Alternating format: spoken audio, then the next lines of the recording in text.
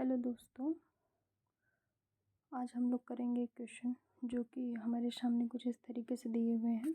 बोला गया है कि टू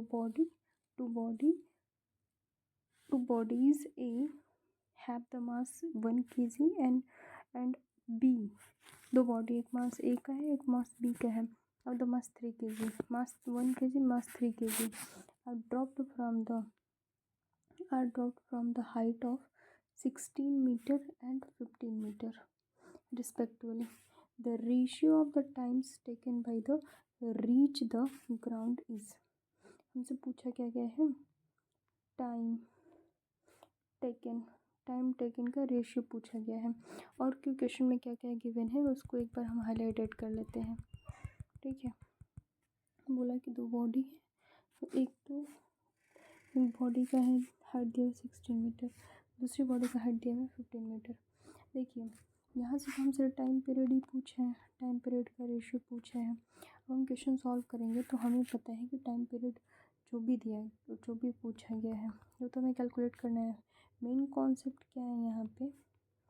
मेन कॉन्सेप्ट अगर हम लोग देखें, कॉन्सेप्ट अगर हम लोग यूज़ करेंगे तो अभी हमारे पास जो इक्वेशन ऑफ मोशन है, इक्वेशन ऑफ मोशंस जो होते हैं, इक्वेशन ऑफ मोशन, तीन हम लोगों ने पढ़े इक्वेशन ऑफ मोशन। कौन कौन से हैं?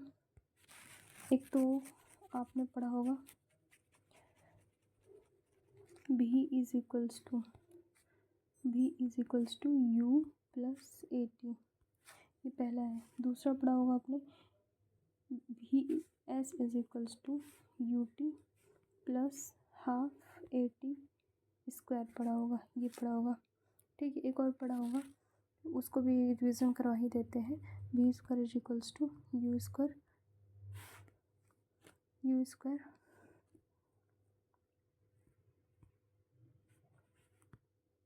प्लस 2h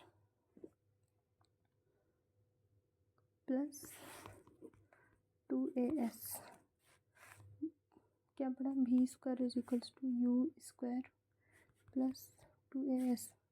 अभी हमसे टाइम पीरियड पूछा गया, इसमें टाइम पीरियड तो है नहीं तो ये तो हम नहीं यूज़ करेंगे। पहला वाला v is equals to U plus A T है, यहाँ पर टाइम पीरियड है बट हाइट दिया हुआ है तो हाइट के रिस्पेक्ट में हमें निकालना है, तो ये तीनों नहीं यूज़ होंगे, ना। तो हम लोग कौन सा यूज़ करने वाले हैं? तो यूज़ करेंगे h is equals to U T plus half A T square use करेंगे। मेन कॉन्सेप्ट क्या है? पहले उसने मास दिया है कि दोनों की मास 1 kg है और मास 3 kg है, लेकिन कभी भी कोई भी बॉडी एच हाइट से गिराई जाती है तो मास इंडिपेंडेंट होता है उसकी वेलोसिटी। एच हाइट से अगर हम गिराते हैं under the influence of gravity, H height से अगर कोई भी बॉडी गिराई जाती है तो उस पर जी काम करता है एक्सेलरेशन, और जब भी जी एक्सेलरेशन काम करता है तो वहाँ पर मास नहीं वर्क करता है, तो इसीलिए यहाँ पर मास का हमारे लिए कोई इम्पोर्टेंस नहीं है, हम यही फॉर्मूला यूज़ करेंगे। अब आते हैं आगे, हम इसको सॉल्व करते हैं।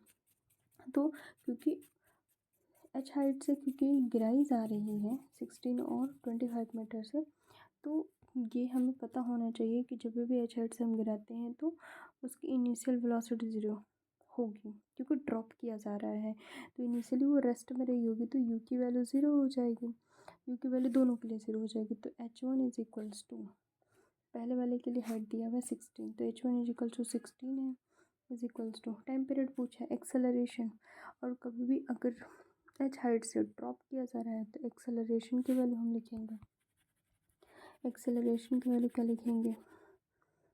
-10, एक्सेलरेशन की वैल्यू 10, और टाइम पीरियड पूछा है, टाइम पीरियड स्क्वायर कर देते हैं, t1 का स्क्वायर। s2 की वैल्यू लिखते हैं, क्या चीज़? s2 की वैल्यू हो जाएगी यहाँ पे 25 लिखेंगे, 25 इज इक्वल्स टू -10 और t2 का स्क्वायर।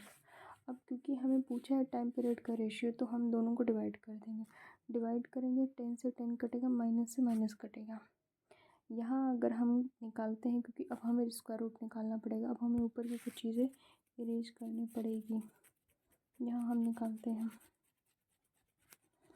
क्योंकि यहाँ पे हमने ये कर दिया है, तो 16/25 आया है, 16/25 आया है, विच इज़ T1 का स्क्वायर अपॉन T2 का स्क्वायर। अब क्योंकि यहाँ स्क्वायर है और जब ये अदर साइड जाएगा तो स्क्वायर रूट बनेगा, तो 16 का स्क्वायर रूट क्या होता है 4 और 25 का स्क्वायर रूट 5 होता है। तो आंसर हमारा होगा 4:5, जो कि ऑप्शन ए में गिवन है, ए में आंसर दिया हुआ है। तो ये रहा हमारा आज का एक क्वेश्चन। Thank you.